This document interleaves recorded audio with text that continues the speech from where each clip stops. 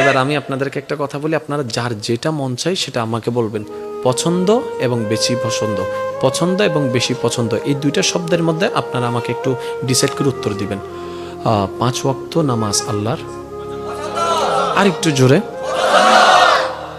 কিন্তু তাহাজ্জুদের নামাজ না, আপনারা বলেন, আমি বলবো না।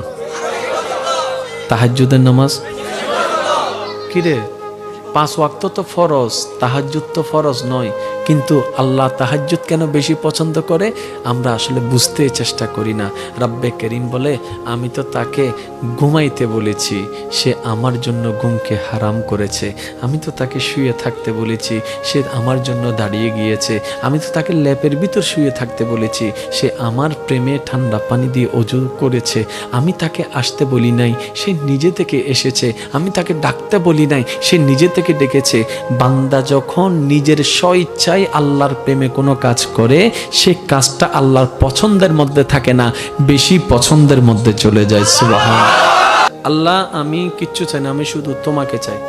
রব্বে করিম বলবে, তুই আমারে চাস মানে? বলে যে আল্লাহ, যতদিন বোকা ছিলাম দুনিয়া চেয়েছি, এখন থেকে আমি আশেক হয়েছি, তোমাকে চাই।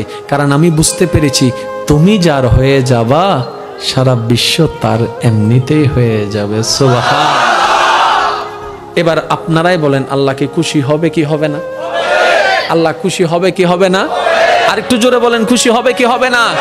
আর বান্দার কাজই তো একটা, ফরজ আদায় করে যেমনে পারে তেমনে আপন রবকে খুশি করা, এছাড়া আর কোনো কাজ থাকতে পারে?